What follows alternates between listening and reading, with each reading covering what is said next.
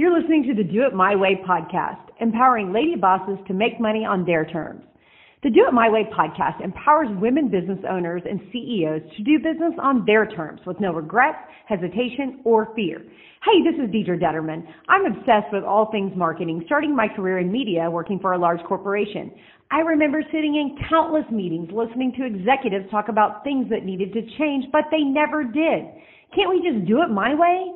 Like most working moms, I worked my tail off. I had the dream job traveling the country, making a six-figure salary, but everything stopped when I had a son who was born 12 weeks early. How would I balance traveling for work and taking care of him? I knew this was a pivotal moment in my life. What if I could just do it my way? I was no tech girl, but I did know marketing, so I created a niche website for moms that grew to 100,000 moms through the power of Facebook. I sold that website after only 1 year. I finally did it my way. After seeing the power of digital marketing, I decided to start a digital marketing agency, D2 Branding, creating a 7-figure business in only 9 months. Maybe you're a CEO ready to build a personal brand, or you're an entrepreneur listening to all the pressure from those around you. This is the place for you. We will be talking all things marketing and how to create your personal brand to make money by teaching others what you already know and getting paid to do it. Most importantly, you'll learn to do business on your terms and make the money you want to make. Hello, and welcome to another episode of the Do It My Way podcast show, empowering women business owners and CEOs to do business on their terms with no regrets, hesitation, or fear. Hi, I'm Deedra, and I am so excited. Today is my very first guest interview. I don't even know if you knew that, Shannon. Today is the very first guest. Do I look like I know what I'm doing? Yes. No, I have a quick I have a quick little story about that. So I actually had this lady in my neighborhood who I have so much respect for. She's a realtor in town. She's very successful, but I don't know her well. I know her in passing in the neighborhood, and my kids don't go to school, the same school in that neighborhood. We go across town, but she ended up putting a note in my mailbox about 3 weeks ago. And it was just a little note saying, thank you so much for all you do for women in business. And that you're a mentor of mine from afar. And I was so touched by that number one, she went out of her way to write me that note and say that. And I started thinking, how many women in business do I respect and do I look up to and that are mentors from me, to me from afar, especially my career going all the way through. And there's so many women that came to mind. And I thought, you know what? My way of giving back is I'm going to interview these women on my podcast where I want to celebrate them, everything they're doing in business for other women and really paving that way. And you were the very first person that came to my mind when I thought women in business empowering other women.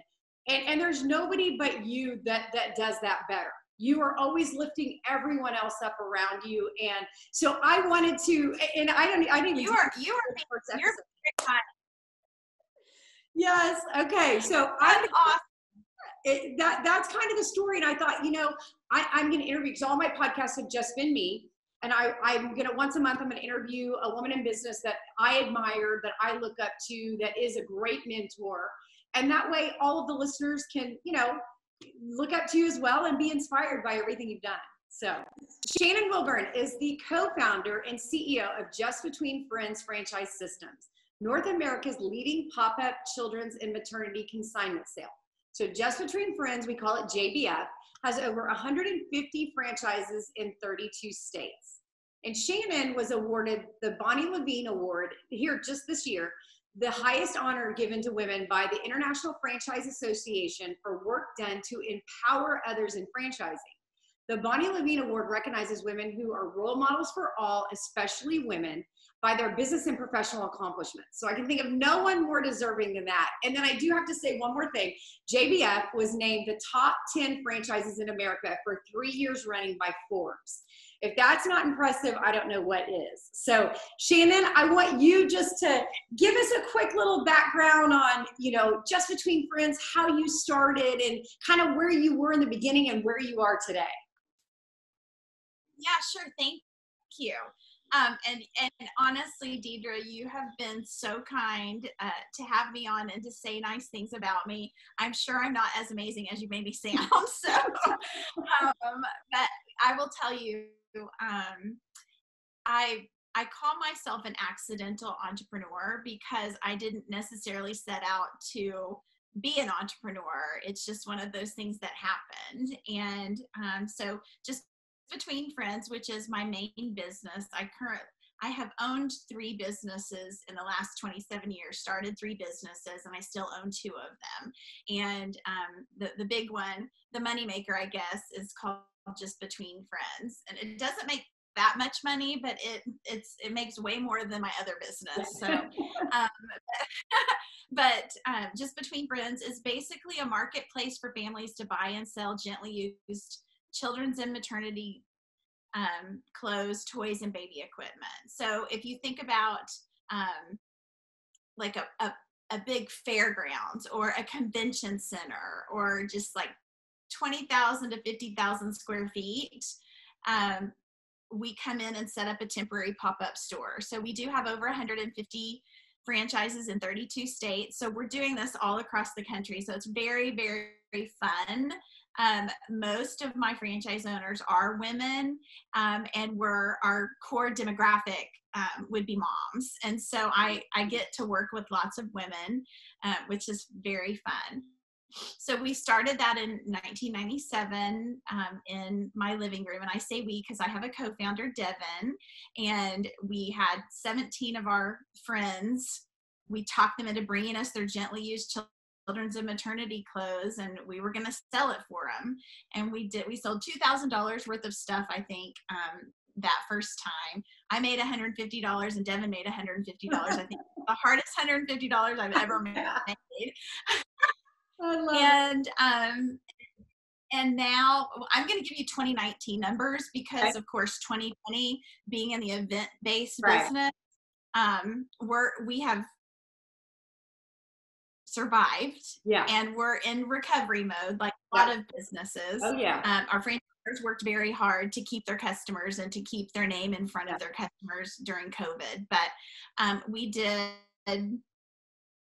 almost 35 million in sales system-wide.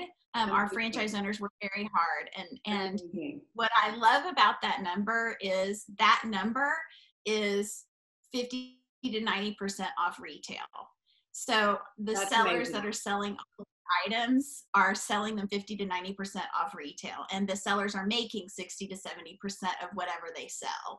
And so that number just is multiplied.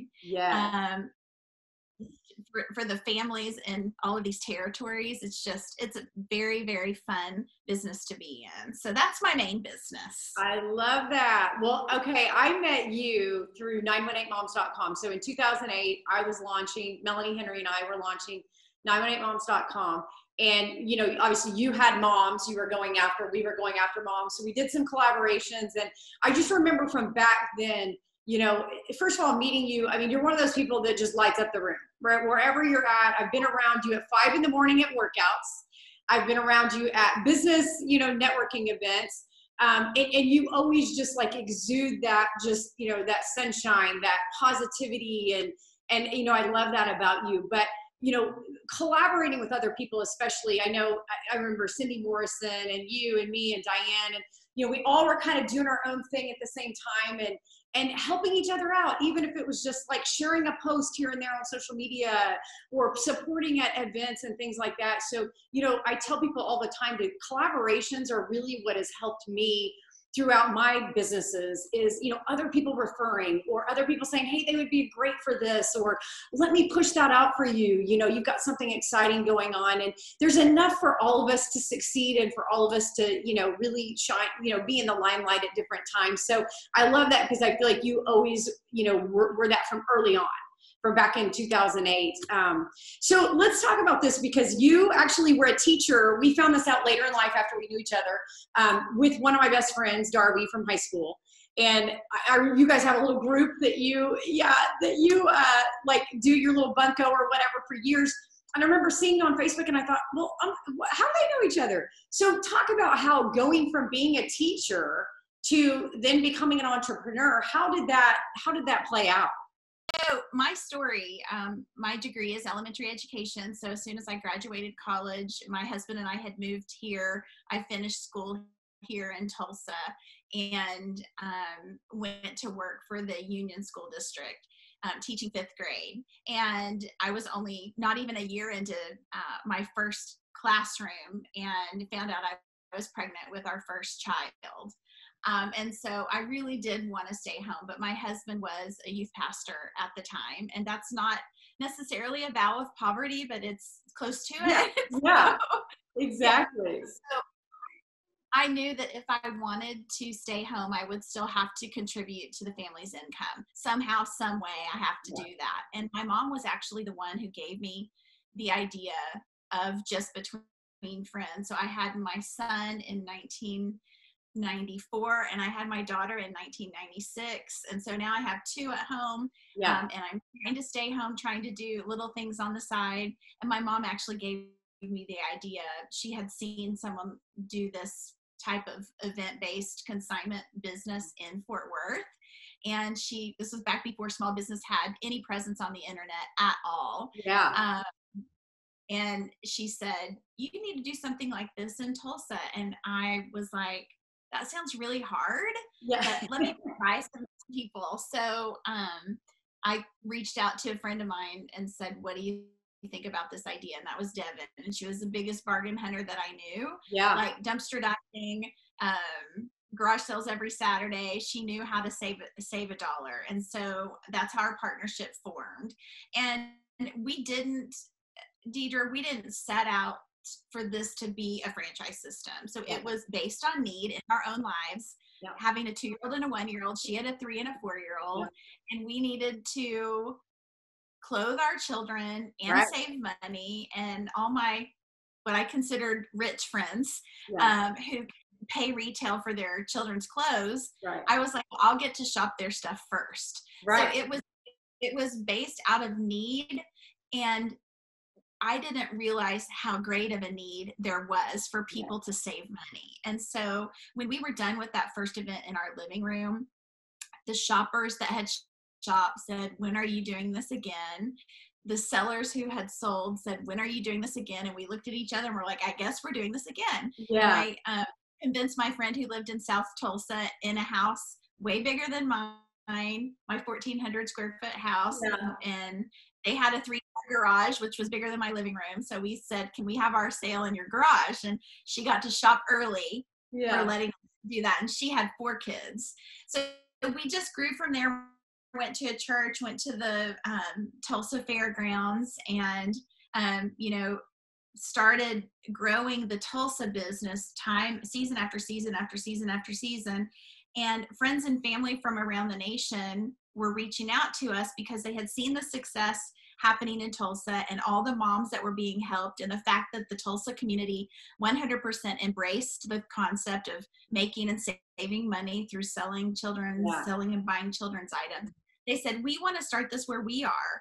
And so because we had no business background, we did a lot of stuff wrong. So my elementary education degree and Devin's journalism degree did not teach us how to do business. And so we learned the hard way by trial and error, and you mentioned business mentors. That is one of the things that I tell every budding entrepreneur, any emerging brand, any emerging business owner, get a mentor. I mean, that is key. Number one, do that, and you will not make as many mistakes as the next person who doesn't choose to do that. And so we started letting other people use the name Just Between Friends. I had no understanding of trademarking or anything like that. And so we started actually franchising the business after we had about 10 people doing this in different areas. Someone gave me the advice that I should franchise the business, and I had zero idea what that was. I was like, what does that even mean? And he made it sound so easy. He said, it's like a business in a box. You get an attorney, you write a manual, like all that stuff that you're having to tell all of these other people, just write a manual, get it down on paper, and then they pay you money. And I was like, well, that sounds good. I love Oh that. my gosh. If I had done that, oh my gosh, I don't know that I would have done it. But so we started selling franchises in 2004. And those those businesses that we had helped get started, they had really kind of proven the concept. And I didn't even know what proven the concept meant at that time. And they were then there to validate that this business worked, not just in Tulsa, but in California, Colorado, Florida, and Texas. And so I think, I really feel like the Lord went before us on, we did not necessarily have the wisdom or knowledge that we needed to have and made a lot of mistakes. But I think that was the Lord's plan all along. Like, okay, you're gonna, if you do start franchising, you're gonna need people to say, yeah, this is a good idea, and yeah, I make money. Right. So anyway, that's how we started franchising. I coach women all the time that, they always wanted to be an entrepreneur, and it was their dream, and they had a mentor to look up to. And I'm like, I am the opposite. I did corporate America. I thought, okay, I'm just going to climb the corporate ladder and do my thing. And I was traveling and working for Clear Channel Television, and I was kind of an accidental entrepreneur as well, or out of necessity. I ended up having my son 12 weeks early. And so here I am, this businesswoman traveling. I'm the breadwinner of our home. We're building our dream home out in Jinx, my husband and I, based on 2 incomes. And we really were stretching it that we could even afford it. But we were building our legacy home for the kids and, to grow up and all that. And suddenly I have my son 12 weeks early. So my life is flipped upside down. I've got a little 2-pound little baby that's in the NICU for 77 days. I've got to go to, doctor's appointments, physical therapy, speech therapy for the first entire year of his life. There's no way I could look at my boss and say, I got to get off again. Oh, I got to go. And here I am traveling. So that's what forced me to start 918moms.com. I said, okay, I know advertising. Yeah, I know advertising. I know I can work from home. I know how to sell. If I can just get women 25 to 54 in one place online, I'll sell ads. And that way I can take my son to all his appointments. And I'm happy to say he's a happy, healthy 16-year-old. He's amazing today. But that first year of life was such a, critical time for me to be there, be home. We didn't want to put him in daycare right away. And just, he had tons of appointments. He was behind by 3 months. So he really took a year to catch up to the other kids that were, full gestational age. So, it forced me into being an entrepreneur out of necessity, because I had a house that was on the line. My husband's looking at me like, you're quitting your job. What? Like, we have this mortgage we're going to have to pay.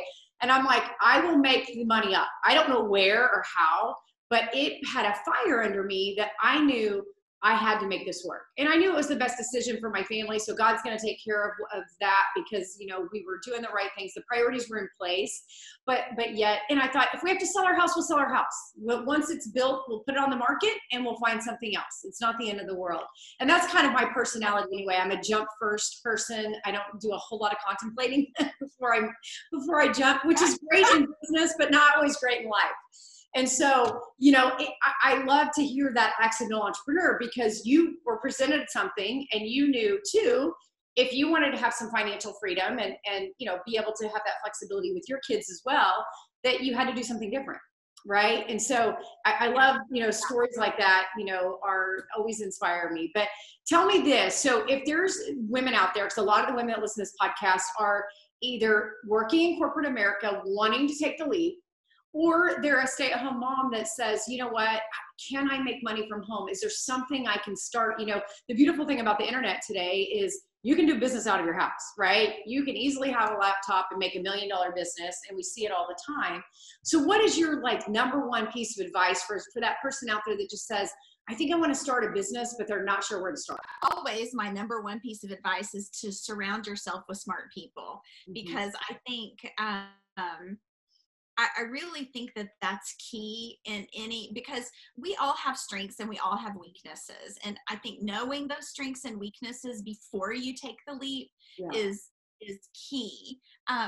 There's a book called Strengths Finder. Oh, let's hear it is right here. Yeah, I've read that. It's a great one. Yes, I have that. I have that over here. That's great. It's awesome. So I tell people, I said, if you know your strengths and if you know your weaknesses, you can step forward into, just about anything, as long as you know, okay, I'm not going to be good at this. Right. And if you're not good at this, you need to find someone who is. So when I'm counseling, so in our kind of application process of awarding franchises, I don't have any conversations with any of the applicants in a one-on-one setting until the end. I do some group stuff to kind of tell the story of Just Between Friends, of people who are very early in the process of looking to purchase a franchise. And then at the end, when they've gotten through all the hoops and, 90 to 120 days of Q&A with our development department, they talk to me only if they get to this certain level. Yes. And they have to submit a business plan. They have to submit venue research. They have to do all of this stuff so that we know that they know how to follow a plan, and they can get to each level, and we know they're committed and that they are driven to get to that place. So we put some of those things in place to know that we're not getting someone who can just talk the talk, because lots of people can talk the talk. Yes. And then in that conversation, oftentimes I talk about that our particular business, you have to be great in 4 things. You have to be great in operations, which is all encompassing. Yeah. You have to be great in marketing. Yeah. You have to be great in finance, and you have to be great in sales. Yeah. So and then when I'm talking to them, I'm thinking, they're going through that list and thinking, okay, I'm great at operations. I'm very organized. I'm used to be a controller in my corporate job. So I've got the P&L down. Yeah. And, I can talk to anyone about, but social media, oh my goodness, I don't know how to do that. And so I tell them, I said, you don't have to do all of that, but you have to make sure you have someone in your business who knows how to do that. And it can be someone you hire part-time, a contractor to take, spend 10 hours a month on your books. Right. But if you don't know that that's not your skill, you're gonna have to do that over and over again, and you're gonna have to use your accommodating skills to do it, and you're gonna get burnt out and frustrated because it's not your skill. And that's kind of how I look at some of the things. I'm very much a big picture type of person. You want me in the details, I'm going to be grumpy. Yeah. And I'm not going to be very nice. Oh my gosh. And so like, the first person I think we hired in Just Between Friends was, the finance person. Yeah. Part-time. Oh yeah. Never really on, just kind of, talk to them on the phone every once in a while. And then the next person we hired was a detail-oriented administrative assistant. Yes. And it was like, once that piece was taken care of, we were then able to our mind was freed up to dream. Our mind was freed up to kind of look to the future, set some goals, because we weren't in the minutia. Yes. Now, if you're a person who wants to be in the minutia, you need to have someone speaking vision into you so you can go after those goals and help you be accountable to yourself. Yes. So I've got all kinds of advice, Deedra. I love it. Look at you. And it's so true. What you're saying is spot on. That is me to a T. Accounting's not my thing, and I'm a visionary. I'm a driver. I'm a, salesperson, marketer. I am not a detail minutia at all. Those were my first 2 hires too, accounting, because I'm terrible at accounting. And then also that detailed assistant. And I think those are 2, but I also coach people all the time that aren't good at sales. They're not good at sales and marketing, and hiring a good salesperson. If you don't have sales, you don't have a business, right? You have got to sell or you have nothing.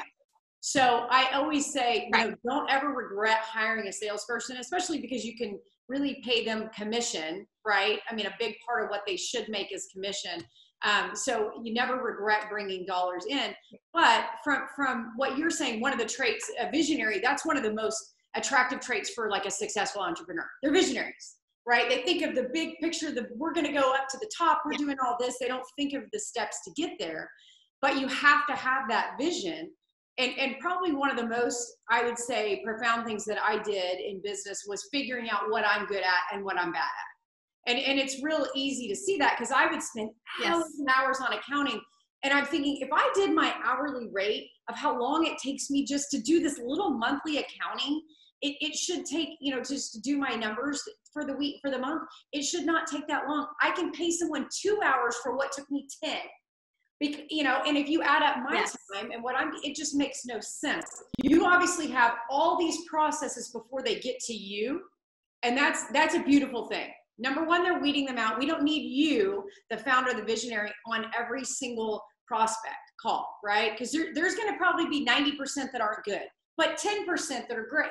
So tell me a little bit about the process of do you all have someone in charge of like processes at the franchise, like everything that you need to do when? So we have departmental policies and procedures.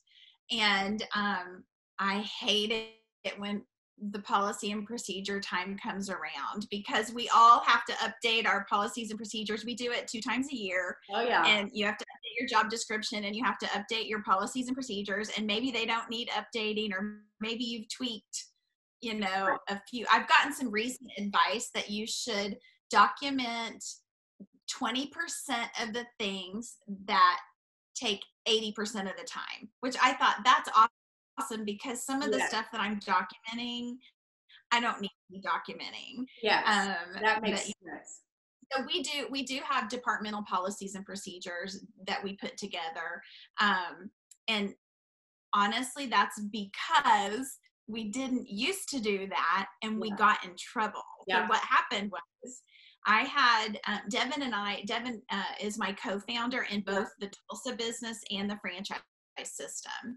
And then we did business together for 14 years in both businesses, 14 years the Tulsa business, and then 7 years the franchise system. And then 2011, both of those businesses were just growing like crazy. And neither of us could really focus on one. We were both working on both of them, and it was overwhelming and too much. And so we decided to restructure the company. We did that in 2011. And so Devin and her husband took the Tulsa franchise, and I took the franchise system as 100% owner. Nice.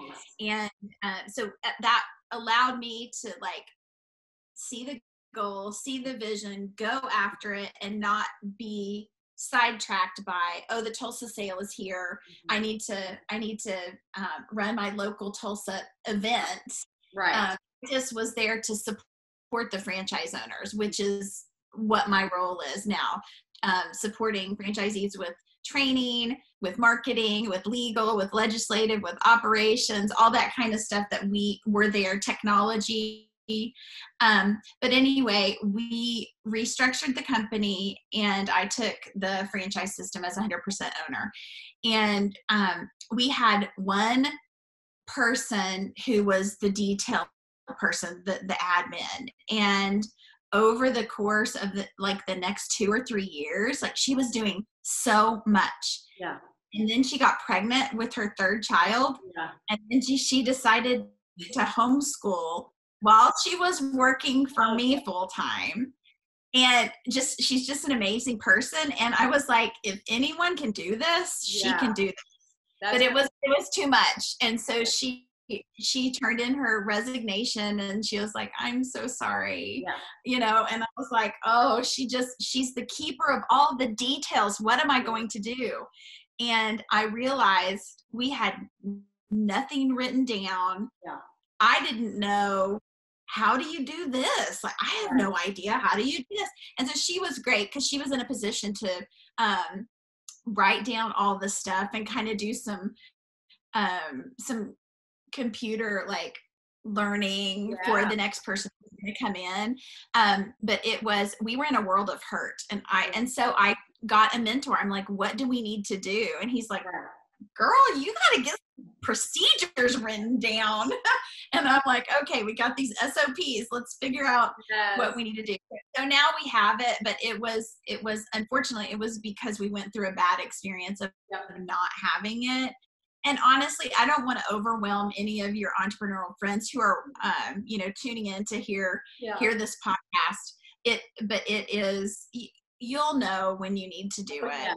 Yes. You'll know. Huge part. Yeah. And most people learn it the hard way. And that is kind of what entrepreneurship is. You're going down the road and there's a bump in the road and then you change.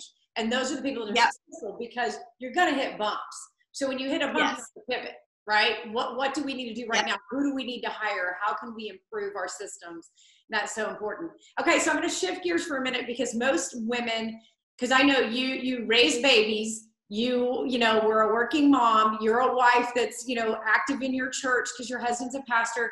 You've got all these hats that you're wearing. And obviously the kid thing, I know when they were little, it was probably more challenging than it is today. But just what has discipline played in your life? Because I found that discipline, having those small, discipline things that you do every single day has really helped the entrepreneurs that I coach. So what disciplines do you have in place, and what do you think that has played, a role in your journey? So, I like to work out. You and I know each other also from boot camp, from doing boot camp together. And I feel like working out is key. Yeah. Doesn't have to be boot camp. I can't do boot camp anymore. I'm too old and my body cannot handle it anymore. I'm just like in awe of you that you still go to boot camp. I've switched to a much lighter thing called jazzercise, which is great. Love it. But I'm still going to, get at least my heart rate up a little bit, at least 2 times a week. So that's something I do. I try to have discipline in my spiritual life too. And, definitely need help there, but I try to read a few devotionals off the Bible app every morning, and just kind of helps me get centered for the day and do some prayer time and listen to praise and worship music. So that personally works for me, to feel like, okay, because when I miss doing that, I don't feel like my day is as productive. I feel like like the Lord is blessing me somehow for spending time with him. So those are two things that I do. Yep. So that's kind of your daily morning routine. Are they like your non-negotiables, like you're on vacation or you're wherever you're at and you're saying, okay, I'm going to have my time? No, when I go on vacation, I don't always work out. Right. If I want to, like if I'm on a cruise or something like that, and amazing gym, of course I'm going to go work out. But if I'm in a place where it's not easy to find a workout, then I will take vacation. So I guess I take vacation from discipline. Yeah, that's okay. You got to do it. So let's talk about business mentors. Yeah. You mentioned mentors earlier. Tell me who has been a mentor in your life that has really helped you. Because I know we all, sometimes there are people we know, and sometimes there are people that we read their books and we follow their podcast and we don't know them, but we're learning from them. So who has been a mentor to you in your life? Yeah. So I'm going to tell you a story of someone who has been very instrumental in my life. And honestly, I think she is one of the reasons why our company has grown. I mean, we've had so many different amazing people within Just Between Friends, but so there is a local gal here. Her name is Diane Davis, and I met her in 2000. And I met her because I had a part-time job selling advertising. So I was selling advertising for a Christian print publication, and she was the director of marketing at the DoubleTree. And I sold her an ad in the print publication, but we would go to lunch quarterly. I would take her to lunch quarterly. And so my sale would come up every 6 months or so. And we just happened to be at lunch. And I was saying, oh, my sale's coming up or whatever. And she said, tell me what you do for press releases. And I said, what's a press release? This was in 1998. And she was like, you don't know what a press release is? She's in marketing. And I'm like, no. And she said, you have to tell the media why they need to cover you. You don't just get covered just because you have an awesome business. They don't know unless you tell them, and you have to tell them. And I'm like, oh, I didn't know this. And she's like, girl, you have got to do a press release. You come to my house this weekend. We're going to write a press release, and I guarantee that you will get at least one news station to cover your event if we do this. And she said, because it's an event-based business, your business is going to get covered from here on out because people want to hear about it. Yeah. And so she helped me write my first press release. This was back again before the internet, so you couldn't go online and see who the news director was or assignment editor was. So she had this Excel spreadsheet that she gave me of local media talent. Oh, that's gold. That's gold. Oh my gosh. And she threatened me within an inch of my life if I gave that to anyone, because she said, this is proprietary and it is thousands of dollars. If you share it with anyone, I'm not sharing anything with you ever again. And I was like, I'm protecting this. So anyway, she ended up being a mentor to me for years for free, gave me all kinds of marketing advice, helped me get covered here locally in lots of different places, and would just give me good corporate advice because I had never worked in the corporate world. I worked as a teacher. Right. And so she gave me just advice about employees, advice about budget. I mean, all kinds of advice, and did it for free for years. We would just go to lunch and she would speak into me. And then when we got to a place where we were franchising, and we decided to put her on as a kind of a contractor executive team member. And so Devin and I and one other gal would meet and make decisions that would affect our franchise owners and the families that shopped and sold. And so it was awesome. And now she's on my executive team full time now. That's amazing. Look at her sowing a seed into you, not looking for a job, not knowing this was going to turn into 150 franchises, just being a great person and sharing her knowledge. And I love that story. That's really great. Well, tell me this. If I am a stay-at-home mom and I'm thinking, or maybe just graduated, trying to figure out what I want to do with my career, what would you say is an advantage of going with like a JDF, like a franchise, versus starting my own business? Oh, okay. So, man, first off, franchising is, if you aren't sure that you want to do something on your own, franchising, depending on whatever concept you choose to go with, a good way to think about franchising is that you're in business for yourself, but not by yourself.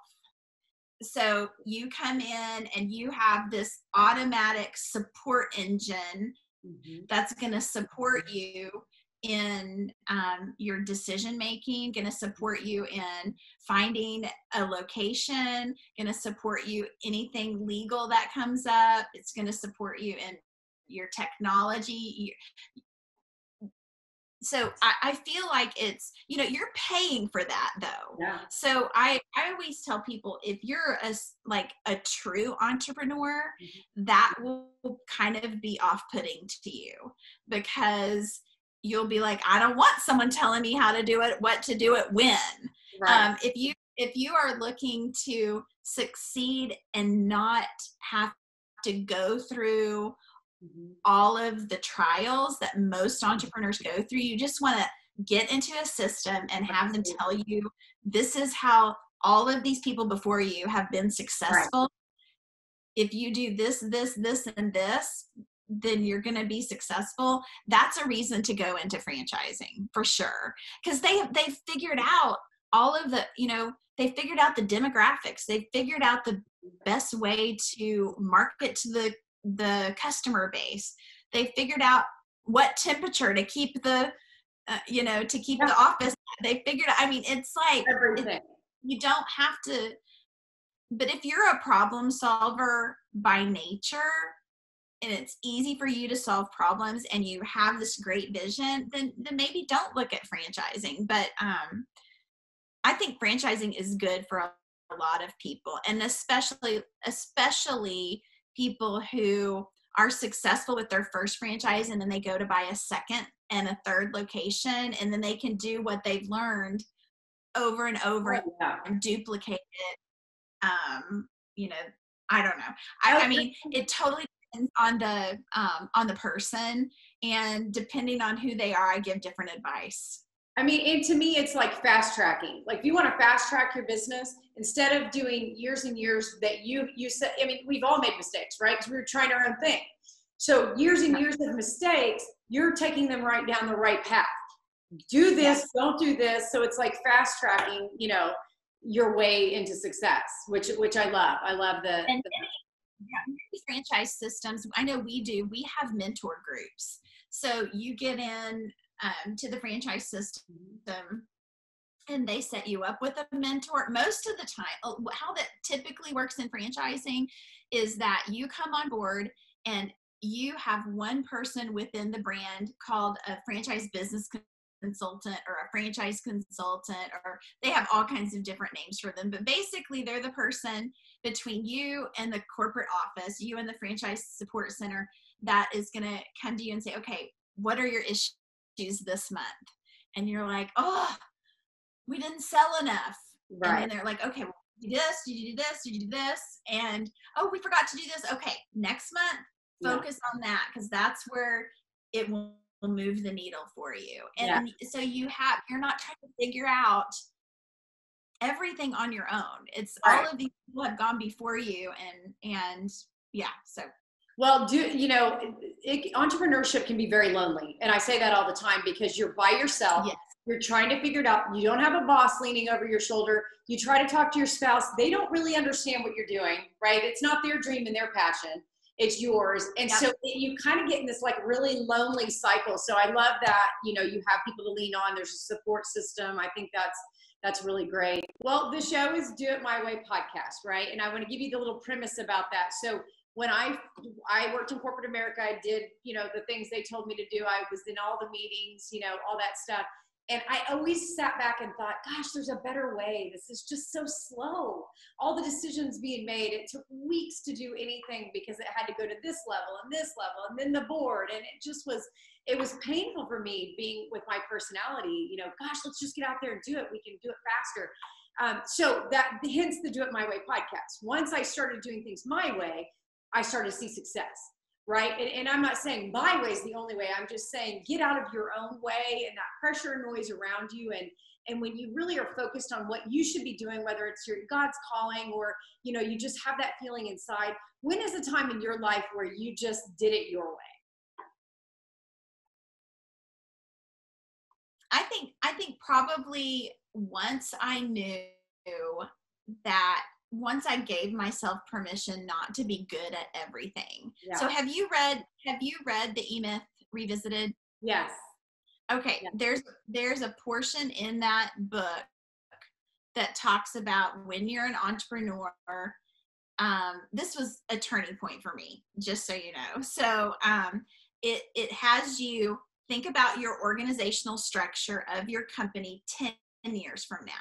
Okay. And if you want to scale your business, what would it look like 10 years from now? Okay, I'm going to need a marketing person. I'm going to need a finance person. I'm going to need an admin. I'm going to need a social media director. I'm going to, all of the stuff that you feel like in your particular business, what you're going to need to be successful 10 years from now. And then it says, put your name in every box. Yeah. And I was like, oh my gosh, that's true. Yeah. That is true. You have to do everything until you realize you can't do everything to grow. And they said, hire your weakest point first. And so I know we talked about this earlier, but that was a really good visual for me to see, okay, in 10 years from now, I need 15 employees. Yeah, that's right. And I can't afford even one right now. Right. So how am I gonna do this? And so I feel like once I started stepping forward in faith that yes, we need to hire this person, and no, our revenue does not really say that we can afford that, but once they step into that position, I can do A, B, C, and D. I can do sales. Right. I can, can get out of the minutia of the business, and I can do what I'm good at. Yeah. So I feel like that was probably the do it my way kind of aha moment or reality that I went through. And honestly, it's something that we're going through right now, because I feel like we're at this inflection point. We're for the last 18 months, we've been going through this, we call it JBF 2.0, this huge technology initiative, redoing like 80% of our technology. I would not recommend that. Right. It's huge. And I didn't hire a CTO or a CIO. I didn't hire anyone because we didn't have $200,000 to do that. And so we have an awesome, amazing project manager who I don't pay enough. Yeah. And so we have some bumps in the road. We're still going down the road a little bit slower maybe than I would like, but we're going to get to the end, and we're going to have this new technology.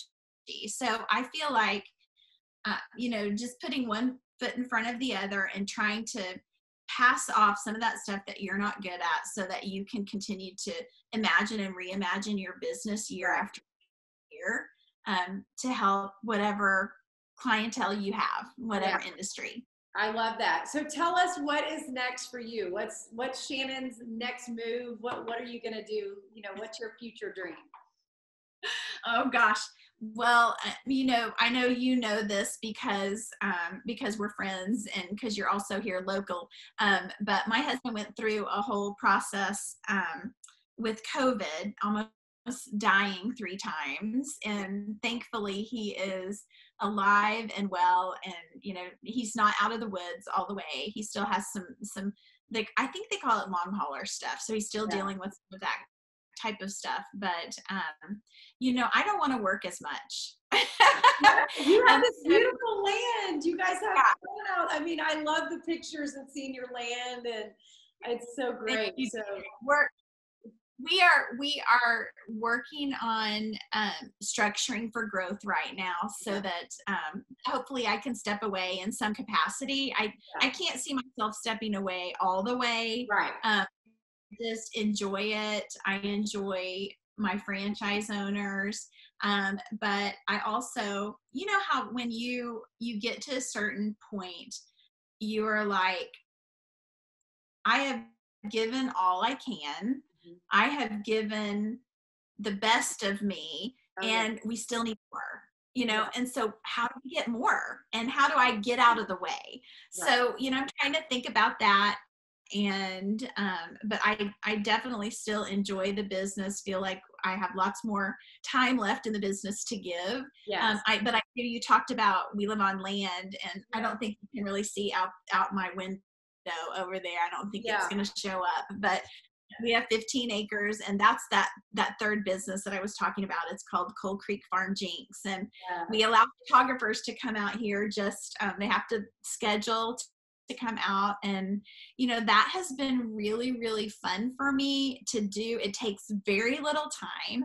I'm just sharing other people's images that they put on social media. That's about the time. And then I have 2 employees in that business, my husband, and then a friend of mine who's a retired principal, and they help do, I call my husband the groundskeeper, because he keeps looking pretty.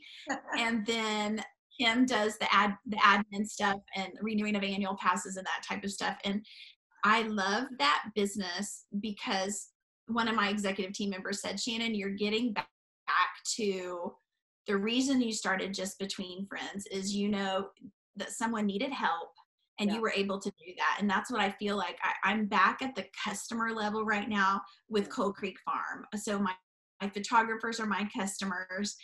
I love interacting with them. They're so smart. They're all entrepreneurial. And so it makes it really fun to have those type of interactions on a daily and weekly basis. Cause I don't necessarily get to talk to our shoppers and consigners at our franchise. The franchisees and Just Between Friends are my customers. So anyway, I would love to be more available to Mitch, spend time with Mitch. And I'm having my first grandchild in July. So fun. I was about to ask that. I figured that was coming. Oh my goodness.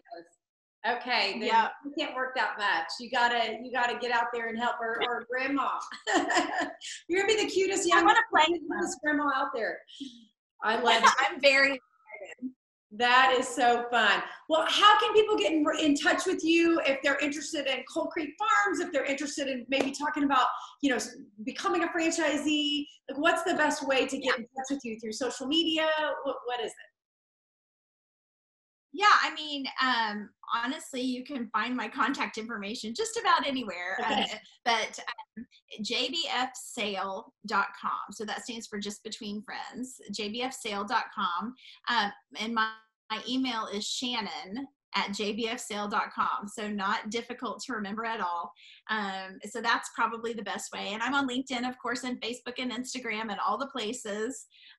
So if you want to connect with me, definitely do that through LinkedIn.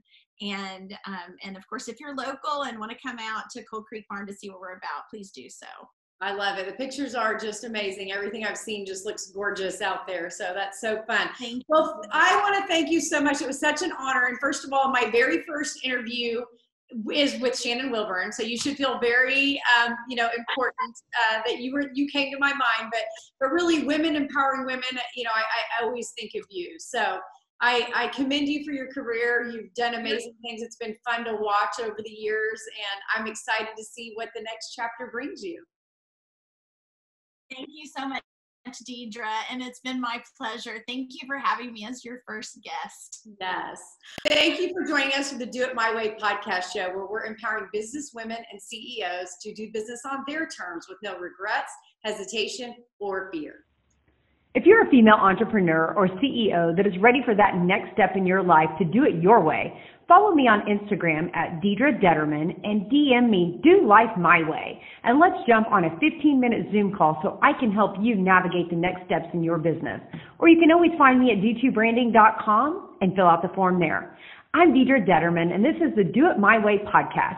I'm going to help you navigate making money on your terms with no regrets, hesitation, or fear. The Do It My Way podcast.